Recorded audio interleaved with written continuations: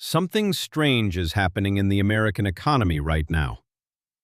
The headlines mostly say things are holding together. Growth looks okay, the job market hasn't fallen apart, and people are still spending.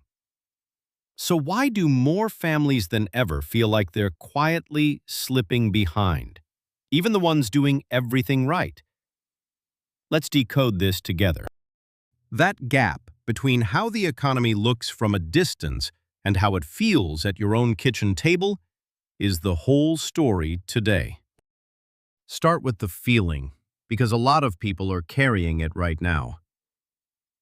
You are showing up, you are paying what you can, and somehow the pile gets a little heavier every month. If that's you, the latest numbers say you are not imagining it. At the end of last year, the share of household debt that's behind on payments climbed to its highest level since 2017. In plain terms, more Americans are falling behind on credit cards, car loans, mortgages, and student loans than at almost any point in nearly a decade. Roughly 4.8% of all household debt is now in some stage of delinquency, which is just a formal way of saying a payment that's late or overdue. Now, 4.8% might sound small, but 2017 is a telling comparison because back then, the country was years into a recovery and things were supposed to feel stable. Drifting back to that level of missed payments now, while costs are still high, tells you the pressure isn't coming from one bad month. It's been building underneath the surface for a while. And delinquency is one of the more honest signals we have, because it doesn't show up until a household has already run out of other options. People don't skip a payment when they're comfortable. They skip it when there's nothing left to move around. So what's actually pushing this? Here's the part that surprises people. Most families sliding into trouble aren't there because they went on some reckless spending spree. They're borrowing just to stay in place. The total pile of household debt is now around $18.8 trillion. A big chunk of that is mortgages, which is normal, expected, and not the scary part. Underneath that total, though, is a quieter shift in why people are borrowing. Less of it lately is about upgrading a life. More of it is about covering the distance between what life costs and what a paycheck actually brings home. You can see that shift clearly in one place. Credit card balances alone have climbed to roughly $1.3 trillion. That's different from mortgage debt in an important way. A mortgage is tied to a house someone can live in, but credit card debt usually isn't tied to anything. It's often the record of ordinary life getting more expensive than the income covering it. And the strain isn't landing evenly. It's falling hardest on younger borrowers and on lower-income households, the people who had the thinnest cushion to begin with.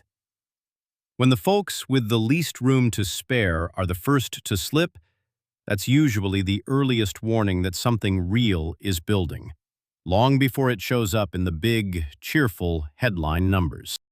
Now here's where it stops being one problem and becomes several. Debt trouble almost never stays in its own lane. Take credit cards. Once a balance slips past due, it doesn't just sit there quietly.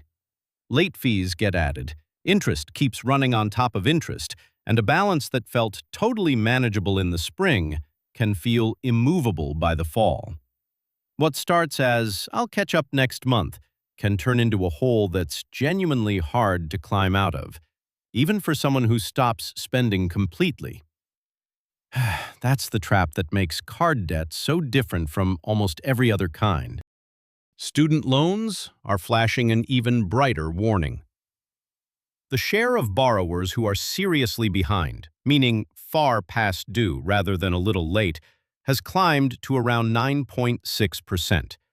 That's a lot of people carrying a debt that can shadow them for years, quietly dragging down their credit and their options the whole time. Then there are car loans, and this one lands in a different spot entirely. The share of auto loans that are seriously delinquent has risen to about 5.2%. For most households, a car isn't a luxury.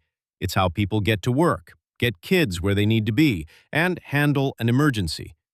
When a car payment breaks, the whole rhythm of a household can break right along with it. And suddenly, a money problem becomes a job problem too. And here's what makes it worse. These debts don't sit in separate boxes. When money gets tight, a household often has to choose which bill to miss, and every one of those choices carries its own risk. Skip the card, and the interest grows. Miss the car payment, and the way to work is suddenly in question. Fall behind on the loan, and the credit score takes the hit. There's no safe option, only a least bad one. That's the answer to the question we opened with. An economy can look steady from a distance, while underneath it, more and more households quietly run out of room at the exact same time. The surface and the kitchen table are telling two different stories. Let's bring this down to what it feels like at an ordinary kitchen table, without pretending we know your exact situation. The typical American household is now carrying just over $155,000 in total debt. Most of that is a mortgage, so it isn't all as alarming as the raw figure looks. Still, it tells you something true.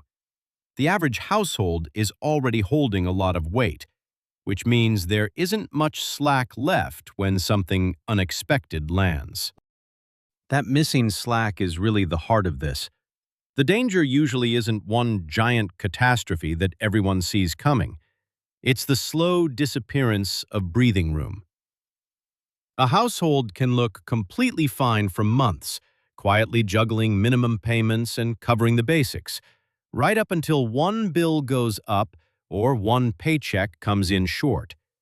Then, the careful balance tips all at once, and what looked stable turns fragile overnight. I'll be honest. Debt statistics are about the least thrilling thing on the internet. They read like homework nobody assigned. And that's exactly why this story is so easy to miss. Because the slow, quiet, boring problems are usually the ones that build the longest before anyone bothers to look. If any of this is already hitting close to home, here's something simply worth knowing. Lenders often have hardship programs, lower payment options, or reduced plans for people who are already behind or about to be. Reaching out before an account falls further past due tends to leave more doors open than waiting and hoping does. We're not telling you to run and do anything today. It just helps to know the option is there. So what are we keeping an eye on from here?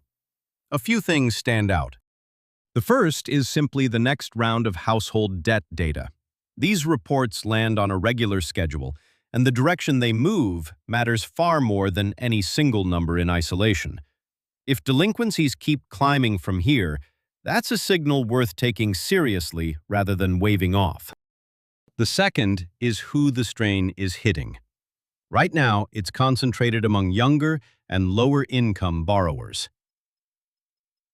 If that pressure starts creeping up the income ladder into households that have felt safe so far, this stops being a story about one slice of the country and becomes a much broader one. The third is what happens with student loans specifically, since that's where the strain is showing up loudest at the moment. All of this is still developing, and we'll be watching it closely as the next batch of data comes in. Here's the plain English takeaway. The most important part of this isn't just that debt is high, because debt has been high for a long time. It's that the debt is getting harder to carry at the very moment daily life is still expensive. That combination, rising strain meeting stubborn costs, is what quietly turns steady households into fragile ones. And that's why this is one of the money stories most worth actually understanding right now. It's not loud. There's no dramatic headline attached to it. But for millions of families, it's the quiet difference between holding on and slipping behind. and that alone makes it worth paying attention to. Quick reminder, everything we cover on Decoded Money is for educational purposes only. None of this is financial advice, and we're not licensed financial advisors. Before you make any money moves, do your own research and talk to someone who knows your specific situation. If this was useful, hit subscribe. We do this every week. That's the decode for this week. We'll see you in the next one.